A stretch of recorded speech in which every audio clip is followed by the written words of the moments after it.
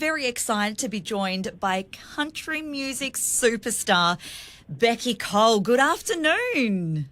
Good afternoon to you. Oh, I saw you only, a couple of years ago here in the NT. It feels like forever ago. I'm going to say that.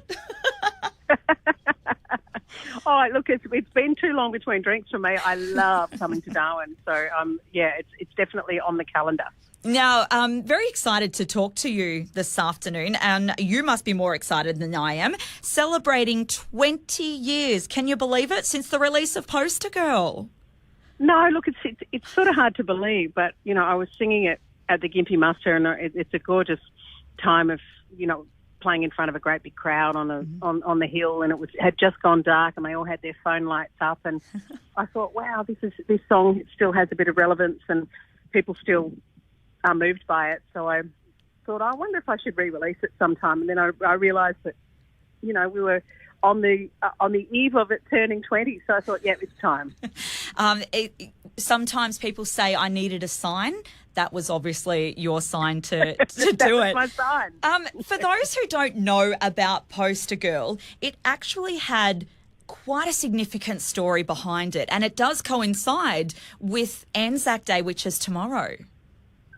Yeah, look, it does. I went over and entertained the Aussie troops on several occasions, but the first time was 20 years ago, and it was, I guess I wanted to mark that occasion, and I was sort of buzzing with all sorts of, I guess, inspiration, and I wanted to mark the moment, and I guess I got a letter of complaint saying you shouldn't be supporting the war, and I wasn't supporting the war, I was supporting the troops. There's a huge difference. So for me, I really wanted to defend myself, but at the same time, show my gratitude to the troops, to the service women and men who go over and give their time and sacrifice. We need defence, no matter what you think of the politics of the situation. We can't deny that we need a defence force, and we said 100 plus years ago we will remember them, and we will continue to do so. And that's what Anzac Day is all about: getting the kids to the dawn service and making them understand that we are here, and the freedoms we enjoy are because of these people. Yeah, you're 100% right. It was obviously quite a confronting letter for you to stand up and go, I need to defend myself. I must. What was it like at that time?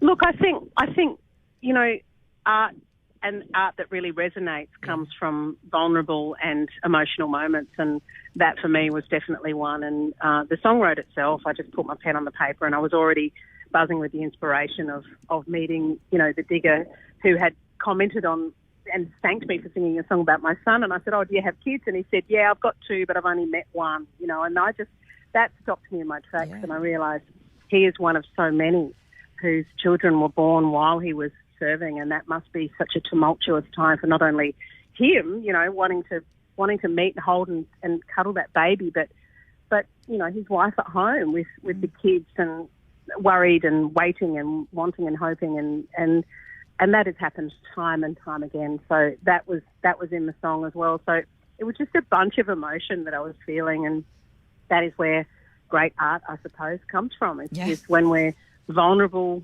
angry, when we're feeling emotion. I mean, you wait for my next album. It's full of a divorce, rocky roads of ups and downs, and so I wanted to get this out before I released all the divorce songs.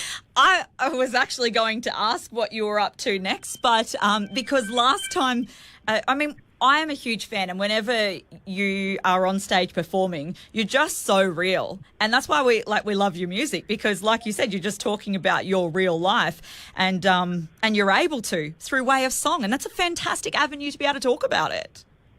Oh, look, I think, thank you for saying that. I think, like I said, it's these vulnerable moments, and I am what I am. I am who I am, and it's just, I have a good laugh at myself and my own reactions to things. I'm an absolute narcissist magnet.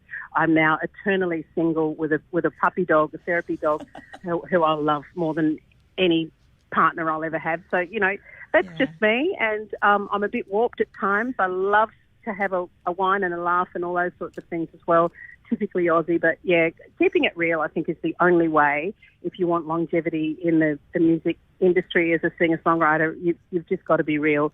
People will see through any of your BS.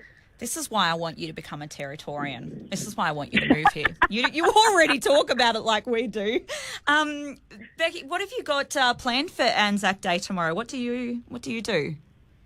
Well, I'll be attending a dawn service. I'm actually in Melbourne at the moment, doing some promo for Poster Girl, and you might even see my head on a couple of, mid-morning telly shows around the place. But, yeah, getting to sing the song as much as I can, and of course it's opening up this, I guess, sentiment to a whole new audience that wasn't around or wasn't old enough 20 years ago. So it really is nice to be able to deliver this, and I do love singing the silly, crazy songs, but this is a poignant moment that I think resonates, and it's lovely to be able to get to do it again. Oh, it would be. Becky Cole, 20 years since Poster Girl, re-recording it at a really important time of history and before an important day tomorrow. Thank you so much for joining us on the show today and